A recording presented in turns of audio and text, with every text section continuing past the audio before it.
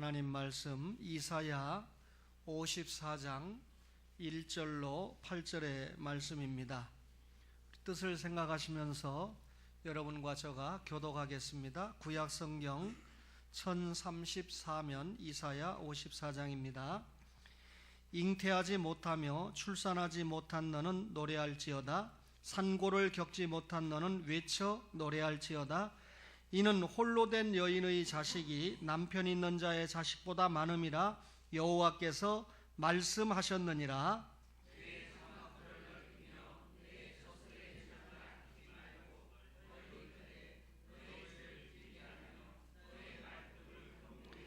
이는 내가 좌우로 퍼지며 내 자손은 열방을 얻으며 황폐한 성읍들을 사람 살 곳이 되게 할 것임이라.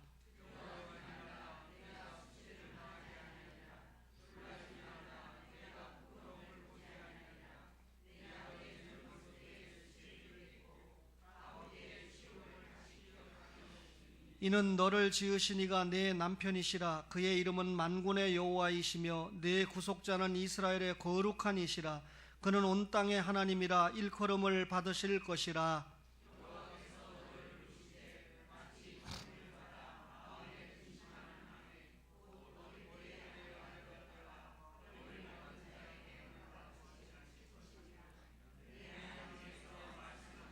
내가 잠시 너를 버렸으나 큰 긍휼로 너를 모을 것이요 내가 넘치는 진노로 내 얼굴을 내게서 잠시 가렸으나 영원한 자비로 너를 긍휼히 여기리라. 네 구속자 여호와께서 말씀하셨느니라. 아멘. 용서하세요. 아마 제 나이쯤 되면 인생을 한 번쯤 돌아보게 됩니다. 어떤 경우에는 참 잘한 것이 있다 이렇게 생각이 되기도 하지만 솔직하게 말씀을 드려서 후회스럽다라고 고백할 수 있는 그런 부분도 더러 있습니다. 혹시 오늘 예배에 오신 여러분들이 여러분 자신을 그렇게 생각해 보신 적은 없는지요? 혹 이 연세가 드신 분들 가운데 내 나이가 이제 30대나 40대 시절로 돌아간다면 어떻게 살까 생각해 보신 적이 있을 것입니다. 그러나 내가 30대나 40대로 돌아간다라고 하는 것은 가정법일 뿐이지 실제로 그렇게 이루어질 수 없는 것이 현실입니다. 과거를 돌아보면서 후회만 하고 있다면 문제죠. 과거를 생각하면서 오히려 어떤 문제가 있었든지 간에 긍정의 기회로 삼아서 현재 다시 출발하는 자가 성공을 기약받을 수 있을 것입니다. 오늘 여러분과 저가 이사야 54장 1절과 8절을 함께 읽었습니다. 이사야 선지자는 예수님을 믿고 구원받은 신자들은, 다시 말하면 하나님의 자녀들에게는 반드시 축복의 기회가 다시 온다라고 하는 말씀을 주시고 있습니다. 그렇다면 제가 서론에서 말씀을 드렸지만 하나님께서 우리에게 축복을 주실 때 그 축복을 경시하거나 잃어버리지 말고 그 축복을 우리 생에 있어서 최상의 기회로 매수를 해야 된다 그 말이죠. 1절에서 3절을 읽어보니까 홀로 된 여인과 같은 이스라엘 백성에게, 홀로 된 여인은 자손이 있을 수가 없겠죠. 그런데 그런 이스라엘 백성에게 자손이 번성하게 된다, 엄청난 축복을 약속하고 있습니다. 4절에서 8절까지는 다시는 수치를 당하지 않게 된다. 이스라엘 백성들이 나라를 빼앗기고 바벨론에 가서 70년 동안 포로로 잡혀서 살았습니다. 그런데 하나님께서 선민 이스라엘이 남의 나라에 포로로 끌려갔지만 결단코 버리지 않고 다시 축복의 기회를 허락하심으로 내가 여전히 이스라엘을 사랑한다라고 하는 표징을 보이신다 그 말이죠. 사랑하시는데 70년 포로 왜 살았죠? 여러분, 70년 포로를 살았던 사람의 입장에서는 하나님이 하라는 것은 하나도 하지 않고 하나님이 하지 말라는 것만 했습니다. 다시 말하면 죄 때문에 포로 생활을 경험했지요. 다시 말하면 그 죄를 깨닫고 회복시키기 위해서 하나님께서 그런 바벨론 용광로에 집어넣었던 것입니다. 여러분, 믿음으로 담대하게 바벨론은 죄악 세상을 상징하는데 죄악 세상을 박차고 나오는 성도에게 하나님은 축복을 하신다라고 하는 것이 오늘 주일에 주시는 말씀입니다.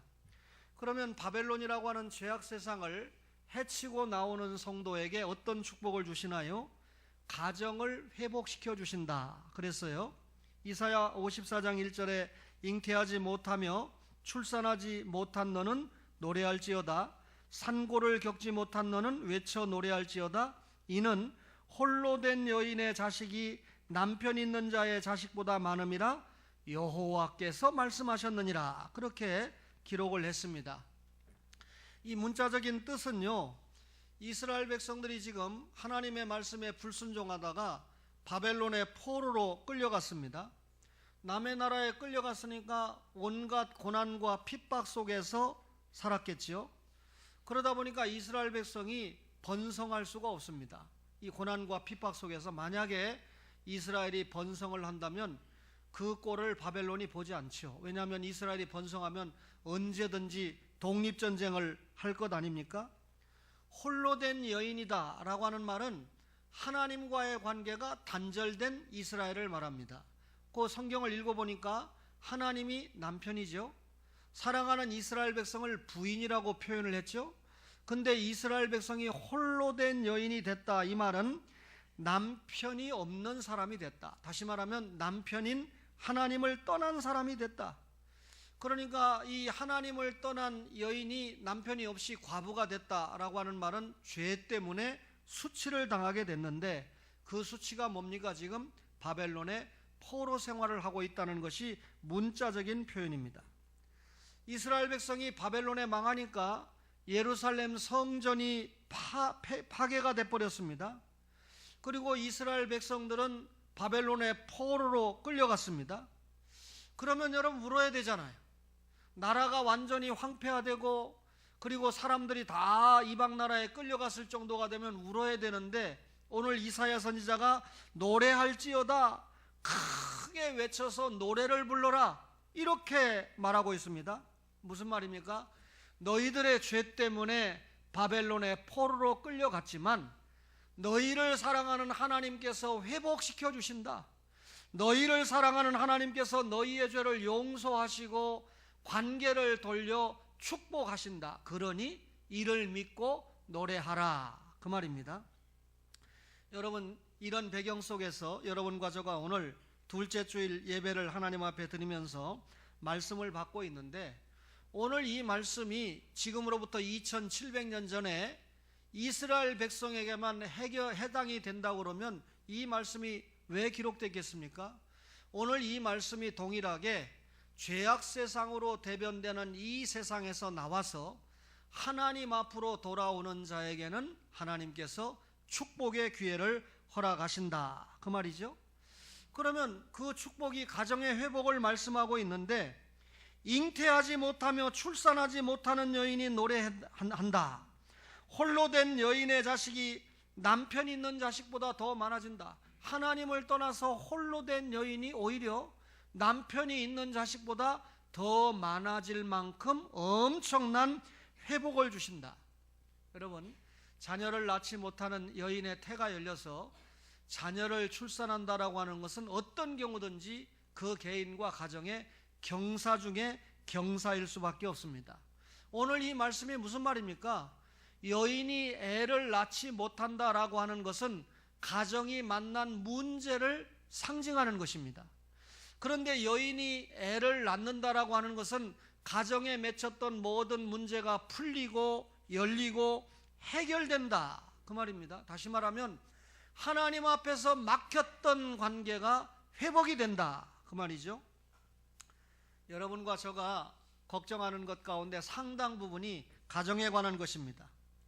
미혼한, 아직 결혼하지 않은 자녀들이 있을 경우에는 자나깨나 그 자녀의 진학, 취업, 그리고 혼인, 이런 것 때문에 염려하면서 기도를 하고 있죠. 또 결혼을 한 자녀들은 역시 마찬가지로 그 부모들대로 걱정거리가 있는데, 90세가 된 부모가 70세가 된 아들의 건강이나 여러 가지 생활을 걱정하고 있습니다. 90 먹은 할머니가 70 먹은 아들에게, 야, 길 걸을 때 조심해라, 차 조심해라. 여러분, 차 조심이나 길 조심은 90세 할머니, 할아버지가 해야 되지 않아요? 여러분, 서장훈이라고 하는 농구 선수 아십니까? 키가 얼마나 큰지 2m 7cm래요. 몸무게는 115kg입니다. 그 사람 누가 건드리겠습니까? 그런데 이 친구가 텔레비전에 나와서 우리 어머니가 아침에 나갈 때마다 장훈아, 차 조심해라, 밤길 조심해라, 이렇게 이야기를 한다는 겁니다. 그것은 장훈이가 자기 어머니에게 오히려 조심을 하세요라고 말씀을 드려야 되는데, 늘 부모 마음 가운데는 이렇게 자식이 가슴에 있기 때문에 언제나 아기와 같이 걱정을 하는 겁니다. 가정은 참 소중하지요. 멀리 여행을 갔다가도 반드시 돌아오는 것이 가정입니다. 아침에 일을 나갔다가 학교에 갔다가 반드시 돌아오는 것이 가정입니다. 여러분, 왜 돌아옵니까? 그 가정에는 사랑하는 남편이 있고 아내가 있고 자녀가 있기 때문입니다. 부모가 있기 때문입니다. 가정은 편안히 쉴 수 있는 곳이기 때문입니다. 무엇보다도 집에 돌아오면 내 말을 들어주고 내 편이 되어줄 수 있는 사람이 있기 때문입니다.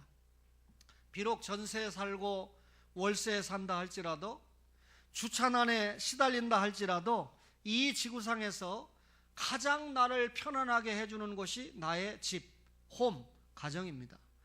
따라서 여러분, 가정에 문제가 생기면 누구든지 속상할 수밖에 없는 거죠.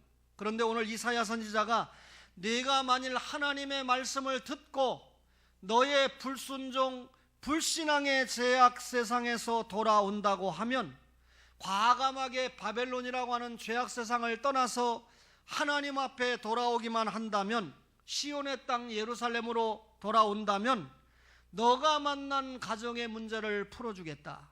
너로 하여금 기뻐 노래하는 자가 되게 해주겠다. 이렇게 선포하고 있습니다. 여러분, 제가 지난 주간에 90세 된 우리 홍하일 권사님을 잠시 방문을 했는데 본인 스스로가 말씀합니다. 35세에 죽을 거라고 주변에서 다 그랬대요. 너무나 약해가지고. 근데 90세가 됐는데 뭐라고 말씀하는 거 아니? 온 교인들이 만날 때마다 권사님은 100세는 문제없이 사셔요. 이렇게 이야기를 한다는 겁니다. 설아에 7남매를 두셨어요. 7남매가 다 이 어머니에게 집도 한 채 없는 분입니다. 보니까 용돈을 드리는데 이 권사님 말씀이 셋째 딸은 면제래요. 면세 혜택을 주고 있대요. 왜 그러냐면 사위가 지금 몸이 아파서 입원하고 있으니까. 제가 알기로는 면세 혜택만 주는 게 아니라 아마 다른 자녀들에게 이렇게 용돈이 생기면 이렇게 투병 생활하고 있는 자녀를 위해서 사용하시고 또 헌금 생활도 열심히 하시는 권사님으로 알아요. 그런데 이 권사님이 보면 90세인데 큰아들하고 같이 사는데 큰아들이 70세입니다. 그런데 이 큰아들을 대하는 것이 내가 딱 표현하는 대로 말하면요, 우리 김동숙 집사님이 선제 대하듯이. 근데 제가 저희 돌아가신 할머니가 여러 아들 7남매를 두었는데 이상하게 장남에게는 용서하세요. 눈치를 보고 꼼짝 못한다. 이렇게 표현하는 게 정답입니다. 참 이상하더라고요. 똑같은 자식인데. 그런데 저희 외숙도 여기 계시지만 제가 알고 있는 저희 외할머니도 이상하게 장남의 선호사상, 이건 말할 것도 없고 장남에 대해서는 굉장히 어려워하는 그런 모습을 제가 눈여겨봤습니다. 이미 주님 앞에 가셨지만 저희 어머니도 이상하게 사남매를 두셨는데 장남에게는 굉장히 어려워하는 모습을 봤는데, 이 남양홍씨 홍하일 권사님은 예외예요. 완전히 70세 먹은 아들을 완전히 어린아이 다루듯이 해도 이 아들이 전혀 문제를 삼지 않습니다. 우리 어머니는 늘 나를 어린아이처럼 7살, 8살 때 만났던 어린아이처럼 대한다. 용서하세요, 여러분. 이 모습에서 제가 가정의 회복을 생각해 보았습니다. 부모는 부모의 위치에서, 자식은 자식의 위치에서 여러분 이렇게 사랑하고 사랑을 받고 교훈하고 교훈을 받고, 하나님은 우리의 영적인 부모입니다. 그 하나님의 말씀을 그대로 받아서 우리가 순종하면 참 축복인데 그렇지 못하고 살잖아요. 그러니까 바벨론이라는 죄악 세상에 빠지잖아요. 그 영광로에 들어가잖아요. 그런데 이 죄악 세상에서 회개하고 하나님 앞에 돌아오면 하나님께서 가정을 회복시켜 주신다. 여러분과 저의 가정이 우리가 하나님 앞에 돌아옴으로 회복되는 은혜가 있기를 바랍니다. 장막터를 회복시켜 주신다 그랬는데, 이사야 54장 2절에 보니까 내 장막터를 넓히며 내 초소의 휘장을 아끼지 말고 널리 펴되 너의 줄을 길게 하며 너의 말뚝을 견고히 할지어다 그랬습니다. 내 장막터를 넓힌다라고 하는 말은 적어도 두세 가지의 의미가 있는 말씀인데, 우선 역사적인 의미가 있습니다. 지금 이 이스라엘 백성들이 범죄해서 하나님의 말씀에 불순종해서 바벨론이라는 나라에 여러분 포로 생활을 하고 있습니다. 그런데 이런 포로 생활을 하고 있는 이스라엘에게 내 장막터를 넓힌다, 이 말은 포로 생활에서 회복된다, 해방된다, 복구된다 그 말이죠. 여러분, 보통 복구가 아닙니까? 아닙니다. 예, 자기 나라에 돌아왔을 때는 예루살렘 성을 복구하고 성 안에 있는 성전을 복구하고 하나님과의 관계가 복구가 되는 것입니다. 여러분, 예언적으로는 이게 무슨 말입니까? 이스라엘 백성들이 바벨론의 포로 생활에서 돌아오는 정도가 아니라 신약시대 하나님의 교회가 장막터를 넓힌다, 확장된다 그 말입니다. 쉽게 말하면 교회의 장막터가 확장된다 그 말입니다. 여기 보니까 처소의 휘장을 아끼지 말고 널리 펴라. 여기 휘장은 커튼이 아닙니다. 장막을 쌓는 이 장막 커튼을 이야기합니다. 다시 말하면 거주용 천막을 이야기하는데, 이스라엘 백성들이 점점 많아지니까 여러분 그 천막의 이 크기가 어떻게 되겠어요? 더 넓어져야 됩니다. 따라서 천막을 지탱하려면 줄이 길어야 되고 그 줄을 잡아뵐 말뚝도 깊이 견고하게 박아야 된다는 말이죠. 이 예언대로, 이사야를 통해서 주시는 예언, 내 장막터를 넓히라 라고 하는 예언대로 신약시대 교회가 확산됩니다. 예수님께서 우리 죄 때문에 십자가에 돌아가셨죠. 사흘 만에 부활하셨죠. 이 사실을 믿는, 십자가를 믿는 우리가 죄 용서 받지요. 사흘 만에 부활을 믿는 우리가 죽어도 사는 영생의 축복을 소유하지 않습니까? 이 십자가와 부활의 진리가 예루살렘에서 이루어졌습니다.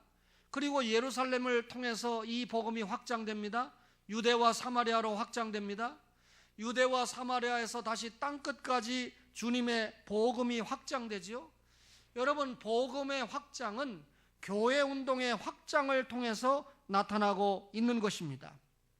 하나님께서는 바벨론의 포로 생활을 하고 있는 이스라엘 백성들에게 새로운 관계가 회복되는 날 예루살렘의 복구를 명령하셨습니다. 새로운 관계가 회복될 때 예루살렘이 복구된다는 말이 무슨 말입니까? 신약시대가 열릴 때 하나님의 교회 운동이 확장된다 그 말입니다. 하나님의 교회 운동이 확장된다. 여러분, 제가 기도했지만 여러분, 우리 김옥희 집사님을 통해서 홍승아 성도님이 오늘 주님 앞에 나와서 예배를 드리고 있다. 주님의 교회가 확장됐습니다. 여러분, 차경윤 성도님을 통해서 진주 강시십니까? 강현만 성도님이 오늘 주님 앞에 오셔서 예배를 드리고 계신 것은 주님의 교회가 확장되었다라고 하는 것을 의미하고 있습니다. 우리 이 송이와 그 엄마 이영옥 집사님이 그렇게 간절히 바랬던 우리 문채주 성도님이 주님 앞에 올라와서 오늘 함께 예배를 드리고 있는 것은 역시 하나님의 교회가 확장되었다라고 하는 것을 의미하고 있습니다. 그러면 무슨 말입니까? 하나님이 이사야 선지자를 통해서 말씀 앞에 돌아오면, 죄악 세상을 떠나서 하나님의 말씀 앞에 돌아오면 가정을 회복시켜 주실 뿐만 아니라 너의 장막터를 넓혀 주신다.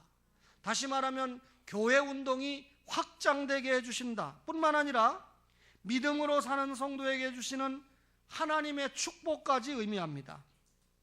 여러분, 가정 다음으로 우리가 중요하게 생각하는 하나의 축복이 장막터, 다시 말하면 생업의 축복입니다. 여러분, 직장 생활을 잘해야 되고 경영하는 기업 생활이 잘 돼야 축복이죠. 하나님께서 우리의 생업터를 넓혀주시고 그 주를 길게 하신다. 하나님이 우리의 직장이 잘 되고 경영하는 기업이 잘 되게 해주신다는데 싫은 분이 누가 있겠습니까? 시편 127편 1절에 여호와께서 집을 세우지 아니하시면 세우는 자의 수고가 헛되다. 여호와께서 성을 지키지 아니하시면 파수꾼의 깨어있음이 헛되다 그랬습니다. 여러분, 사람들이 온통 돈 그럽니다. 미국 사람들은 돈을 머니라고 그러니까 뭐니 해도 머니다 이렇게 이야기를 합니다. 돈 때문에 싸워요. 돈 때문에 부모 형제도 없어요. 하루아침에 돈 때문에 원수가 됩니다. 돈 때문에 자살하는 사람들이 많습니다. 여러분, 사람들이 돈을 이렇게 중요하게 생각하는데 내 마음대로 돈벌이가 되나요? 내 마음대로 부자가 되나요? 하나님께서 허락하시지 않으면 여러분 돈벌이가 될 수도 없고, 돈벌이가 됐다고 해도 여러분 유지가 되지 않습니다. 하나님께서 장막터를 넓혀주셔야 하고, 하나님께서 줄을 길게 잡아주셔야 하고, 하나님께서 말뚝을 견고하게 해주셔야 축복이 된다 그 말이죠. 제가 이렇게 설교하니까 설교를 잘못 듣는 교인들 가운데 아이고 하나님이 다 알아서 해주시겠지, 내가 이렇게 믿음으로 교회도 열심히 나가고 기도도 열심히 하는데 하나님께서 다 해주시겠지. 절대 그렇지 않습니다. 빈둥빈둥 노는 사람에게 하나님께서 물질의 축복을 주신다면 하나님의 약속이 틀려지는 것이고 하나님의 공의가 흔들리는 것입니다. 여러분, 열심히 심지도 않고 놀면서 수확을 거두려고 하는 것은 용서하세요, 도둑 니으노미움 심보입니다. 하나님이 절대로 그렇게 축복하지 않아요. 우리가 심은 대로 거두게 하시죠. 정당한 수고, 정당한 노동과 수고의 땀의 결과를 하나님께서 축복해 주신다 그 말입니다. 따라서 오늘 본문에 누구의 장막터를 넓혀주시고 누구의 줄을 길게 해주신다고 했습니까? 죄악 세상을 청산하고 바벨론 생활을 청산하고 빨리 예루살렘으로 돌아와서 하나님의 말씀 앞에 부복하는 자에게 하나님께서 장막터를 넓혀주시는 축복을 허락하신다 그 말입니다. 여러분, 돌아오는 여러분과 저에게 가정이 회복되게 하시고 장막터, 생업에 축복을 주시는 줄로 믿습니다. 교회가 확장되는 축복을 주시는 줄 믿습니다. 세 번째 축복은 부끄러움을 회복시켜 주신다는 겁니다. 부끄러움에서 회복시키는 거죠.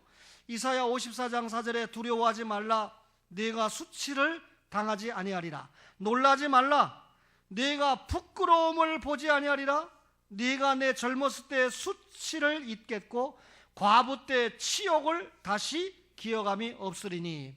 수치를 당하지 않는다, 부끄러움을 보지 않는다, 수치를 잊는다, 치욕을 다시 기억하지 않는다. 다시 말하면 부끄러운 상태에서 회복시켜 주신다 그 말이죠.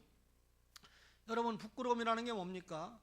선민이 이 바벨론 포로지에 끌려가서 소위 하나님의 자녀라고 하는 사람들이 범죄해가지고 바벨론 포로지에 끌려가서 이 수치스러운 삶, 포로된 삶을 사는 것 자체가 수치이지 않습니까? 젊었을 때의 수치다. 이게 무슨 말일까요? 바벨론 포로 생활 70년을 했는데 바벨론 포로 생활로 끌려가서 초기의 수치를 젊었을 때의 수치다 그렇게 얘기했습니다. 그 다음에 과부 때의 치욕이다. 하나님이 남편인데 하나님 없이 살은 것을 이스라엘 백성의 과부 때의 치욕이다 그랬는데, 이 말은 신랑 되시는 하나님 없이 홀로 살았던 시절의 치욕을 설명을 하고 있습니다. 이사야 54장 4절에 교훈하는 중요한 메시지는 누구든지 복음의 소식을 듣고 바벨론이라는 불신앙의 장소에서 과감하게 믿음의 장소로 나온다면 과거에 어떤 죄를 묻지 않고 어떤 부끄러운 상태에서도 그 죄를 묻지 않고 그 명예를 회복시켜 주시고 그 영광을 회복시켜 주신다 그 말입니다. 이사야 선지자가 이사야 1장 8절에서 너희의 죄가 주홍 같을지라도 눈과 같이 희어질 것이요 진홍같이 붉을지라도 양털같이 희게 되리라 그랬습니다. 여러분, 죄악 세상을 떠나서 예루살렘 주님의 집으로 돌아오는 자기 백성에 대해서 하나님께서 바벨론에 있던 그 옛날 사람으로 보지 않는다. 여러분, 죄악 세상을 떠나서 돌아온 이스라엘 백성에게 너 죄졌지? 너 바벨론에서 이런 수치와 이런 이 무시를 당했지? 하고 하나님께서 절대로 무시하지 않고 돌아온 하나님의 자녀에게, 돌아온 이스라엘 백성에게 너는 새 사람이다, 너는 하나님의 사람이다, 모든 것이 회복되었다라고 인정을 해 주신다, 그 말입니다. 여러분과 저는 하나님 앞에서 모두 신용 불량자입니다. 여러분, 우리의 삶을 한번 되돌아보실까요? 여러분, 얼마나 우리의 양심을 속이면서 살았습니까? 여러분, 하나님 앞에서 부끄러운 삶도 살았습니다. 제가 지난 주간에 병원에 가서 하는 의사를 만났는데 그 의사가 저에게 시비를 걸어요. 목사님, 그날이 금요일인데 내일 토요일날 목사님 1000명이 무슨 탄핵 반대 데모를 나간다는데, 목사님이 1000명이 모일 수 있다는 것은 그 사람 불교 신자거든요. 이 승려가 1000명이 모이는 게 보통 일이 아닌데 목사님은 거기 가시나요? 그래서 저는 거기 가지도 않지만 또 반대하는 그곳에 가지도 않지만 찬성하는 곳에도 가지 않습니다. 그러나 굳이 입장을 밝힌다면 찬성하는 쪽의 입장이라고 보는 것이 맞을 것입니다. 제가 그렇게 하고 웃고 말았어요.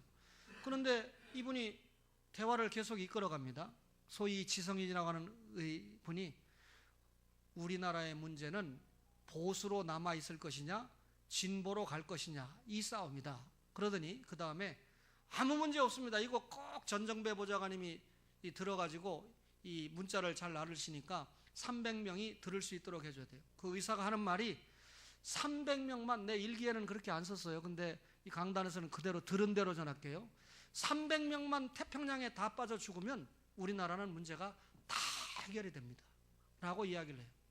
그게 현재 지성인이 갖는 감정인데 아마 상당 부분 민중의 마음을 대변하고 있다, 그렇게 생각하는 마음이 들었어요. 그래서 저는 그 소리를 들으면서 기도해야 되겠구나. 사람들이 다 이렇게 생각하고 있는데 지들만 몰라. 자기들이 문제라는 걸 모르고 있습니다.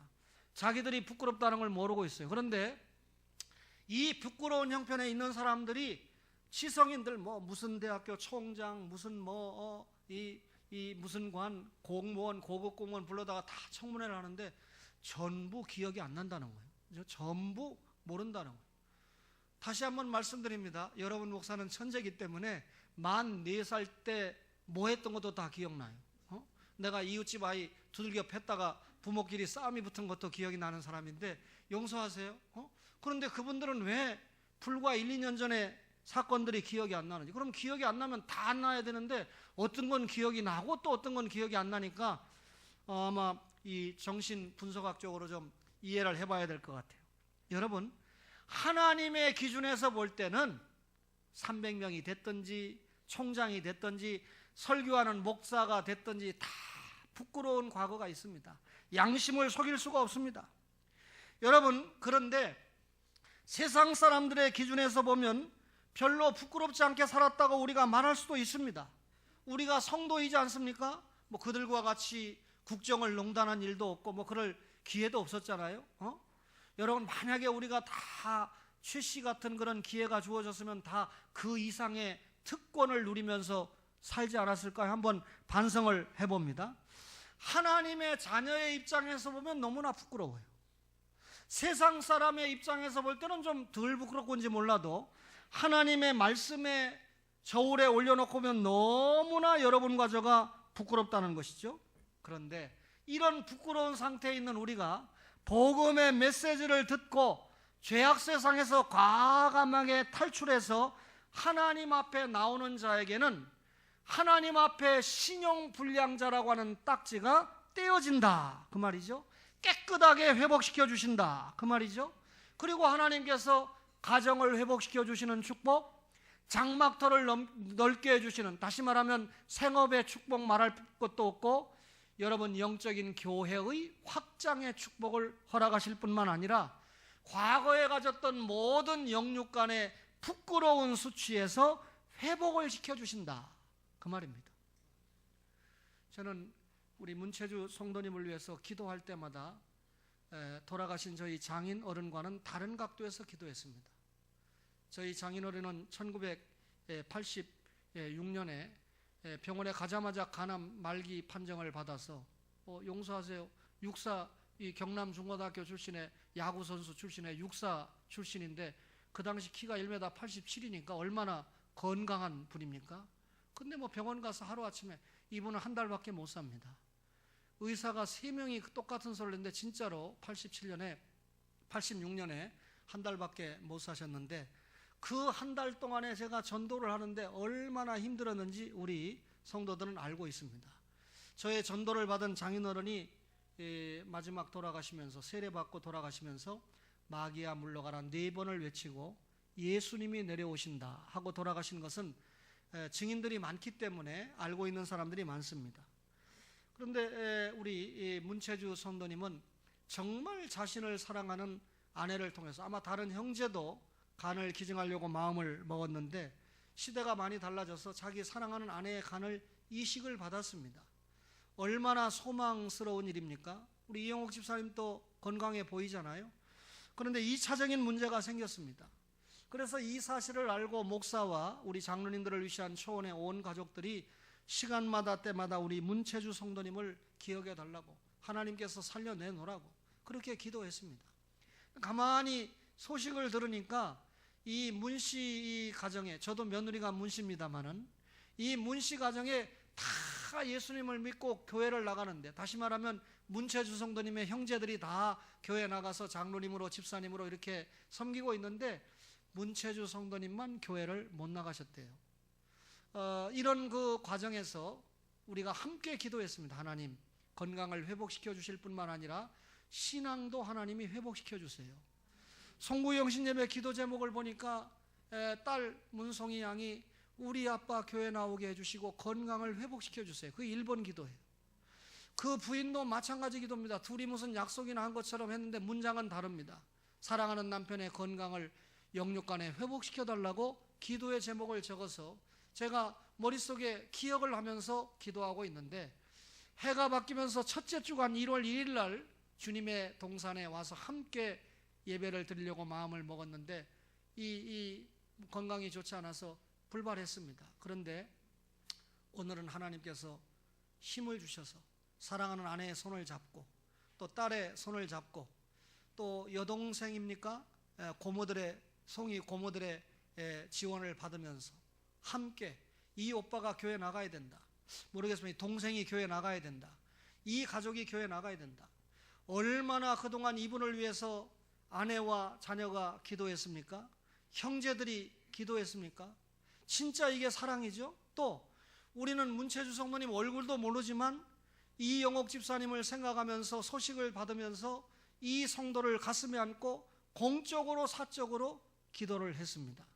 오늘 주님 앞에 올라왔습니다. 저는 이사야 선지자를 통해서 하나님께서 주신 말씀을 오늘 설교하게 되는데, 보통 이런 상태에서 교회를 오시게 되면 오늘 이영옥 집사님의 마음 가운데는 오늘 목사님이 어떤 설교를 하실까? 38년 된 병자가 예수님을 만나서 벌떡 일어났다. 그만 이 여러 이 병자들이 주님을 만나서 확실하게 치유를 받았다. 이런 설교가 강단에서 나오면 얼마나 좋을까라고 그렇게 생각하고 교회를 올라올 수 있습니다. 그런데 오늘 설교의 내용은 아쉽게도 병자가 주님을 만나서 나았다라는 설교가 아니라 신앙을 회복하면 하나님께서 가정을 회복시켜 주시고 생업을 회복시켜 주시고 교회 운동을 회복시켜 주실 뿐만 아니라 과거에 예수를 믿지 않았던 부끄러움, 아내를 아프게 했던 부끄러움, 딸을 사랑하지 못했던 부끄러움, 형제들의 권유를 받지 못했던 안타까움에서 다 하나님께서 용서하시고 영육간의 모든 문제를 회복시켜 주신다라고 하는 것이 주님의 말씀의 핵심적인 요지인 줄로 믿습니다. 말씀 앞에 돌아와야 됩니다. 예수님 앞에 돌아와야 됩니다. 여러분, 이 땅에서 우리가 얼마나 살겠습니까? 여러분, 이 땅에 살아가는 동안에 하나님의 말씀 앞에 말씀이 정한 길로 가면서 성령의 가마를 따라서 적극적인 교회 생활을 통해서, 오늘 이 설교를 들으면서 이영옥 지사님은 옳거니 하나님께서 내 간을 빼서 가장 사랑하는 남편에게 주도록 하셨는데 여기가 끝이 아니다. 우리 남편을 회복시켜서 집사를 만들고 장로를 만들어서 어떤 가족들보다, 어떤 교우들보다 더 주님 앞에 충성할 수 있는 기회를 허락하실 것이다. 할렐루야. 그런 은혜가 우리 문채주 성도님을 위시해서 강현만 성도님, 홍승아 성도님, 그리고 함께 예배드리는 초원의 모든 가족들에게 풍성하시기를 주님의 이름으로 축원합니다.